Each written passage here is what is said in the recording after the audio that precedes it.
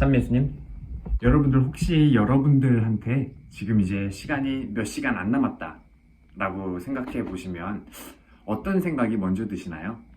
예를 들어서 나한테 10시간밖에 남지 않았다. 그러면 그동안 내가 지었던 죄들에 대해서 사함을 받기 위해서 고해 성사를 볼 수도 있고요. 또 혹은 내가 사랑하는 사람들에게 못했던 말들을 이렇게 전할 수도 있고요. 또 혹시 이제 내가 아껴둔 이런 재산들이나 이런 것들이 있다면 나의 가족들에게 아니면 친지들에게 이렇게 남겨둘 수도 있고요. 여러 가지들을 이렇게 생각하실 수도 있을 것 같습니다.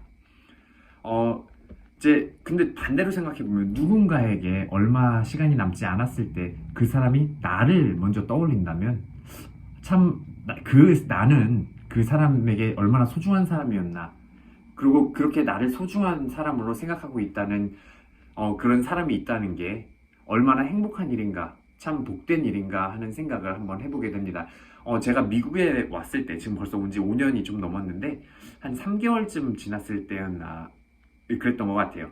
근데 이제 3개월 좀 지났을 때니까 이제 영어도 거의 잘 못하고 이제 떠듬떠듬 거리고 있을 그럴 시기였는데, 처음에 발령받았던 그 본당에 어떤 할머니 한 분이 계셨어요. 저를 굉장히 예뻐하셨는데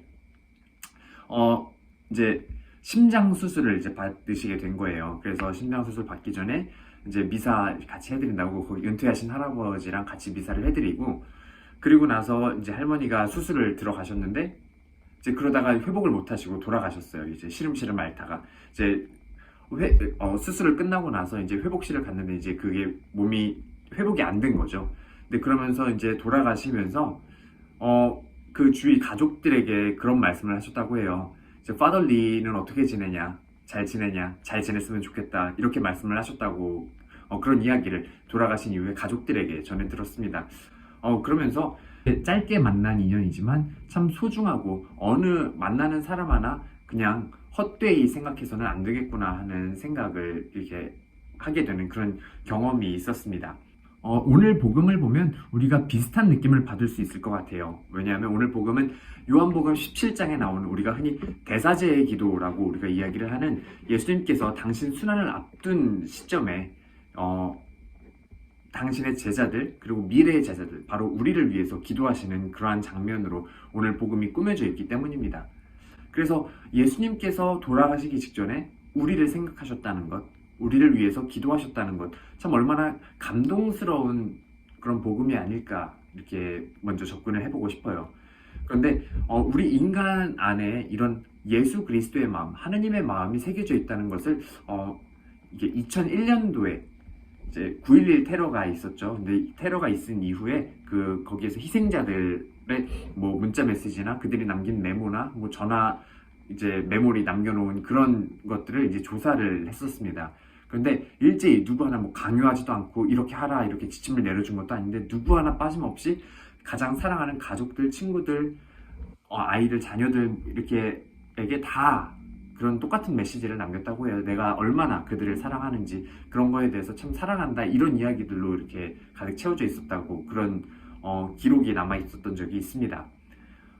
누구 하나도 이제 내가 미워했던 사람, 아니면 나에게 어떤 상처를 줬던 사람을 내가 죽어서도 너를 저주할 거야, 이런 식의 미워하는 사람에 대한 복수나 증오심을 나타낸 사람은 아무도 없었다고 해요. 이러한 모습을 우리가 생각을 해볼 때 우리 마음 안에 얼마나 하느님의 모상으로 우리가 이렇게 만들어졌는지, 하느님의 그 발자취가 우리 마음 안에 새겨져 있는지를 다시 한번 바라볼 수 있는 그러한 대목이 아닐까 싶습니다. 그래서 예수님께서 당신의 순환을 앞두시고 나서, 그리고 나서 바로 우리를 위해서 기도를 하셨다는 그 점이 참 우리에게 감동스럽게 다가오는 복음 내용입니다. 그리고 여기에서 조금 더 내용에 집중을 해서 우리가 살펴보면, 예수님께서 우리가 거룩해지기를 그렇게 기도를 하세요.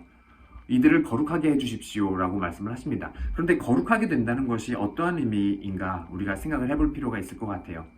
예수님께서 우리를 거룩하게 해달라고 그렇게 청하신 것에 또 앞뒤로 내용을 보면 이렇게 덧붙여 있습니다. 제가 세상에 속하지 않은 것처럼 이들도 세상에 속하지 않기 때문입니다. 이들을 세상에서 데려가시라고 비는 것이 아니라 이들을 악에서 지켜주십사고 빕니다. 제가 세상에 속하지 않은 것처럼 이들도 세상에 속하지 않습니다. 이들을 진리로 거룩하게 해주십시오. 하고 기도를 하세요. 그러면 이 거룩하다라는 것의 어원부터 잠깐 살펴보면 사실 이 거룩하다, 거룩하게 하다라는 이 표현이 히브리어로 카도시라는 그런 표현이 있는데 이런 카도시라는 이 표현은 원래 본래 의미로 거슬러 올라가면 제가 언젠가 한번 다른 영상에서도 말씀드린 적이 있는 것 같은데 구분짓다, 분별되게 하다, 분별하다 라는 그러한 의미를 가지고 있어요. 그러면 뭐에서 분리되느냐? 제가 세상에 속하지 않은 것처럼 이들도 세상에 속하지 않기 때문입니다. 이 세상에서 세속적인 것에서 우리가 분리되도록 그렇게 기도를 하시는 겁니다. 그래서 이 거룩하게 해달라는 이 기도를 통해서 우리의 정체성을 밝혀주시고 우리의 정체성을 잘 지켜나가도록 예수님께서 그렇게 기도하시는 것이 아닐까 묵상을 해봐요. 바로 우리의 정체성이라는 것은 이 세상 안에 살아가면서 세상에 녹아서 잘 스며들어 살아가지만 세상의 자녀들로서가 아니라 바로 이들과 구분되는 하느님의 자녀로 이 세상 안에 잘 녹아서 살아가는 것, 그것이 바로 이 세상을 살아가는 그리스도인의 정체성이고 이 세상을 살아가는 그리스도인의 올바른 모습이 아닐까 생각을 해봅니다. 그래서 예수님의 기도처럼 나는 내 안에 예수 그리스도의 거룩함을 잘 간직하고 있는지, 이 세상 안에 잘 녹아있지만 세상의 자녀가 아니라 하느님의 자녀로 그들과 구분되어 살아가고 있는지 다시 한번 돌아볼 수 있는 그런 하루 되셨으면 좋겠습니다. 아멘.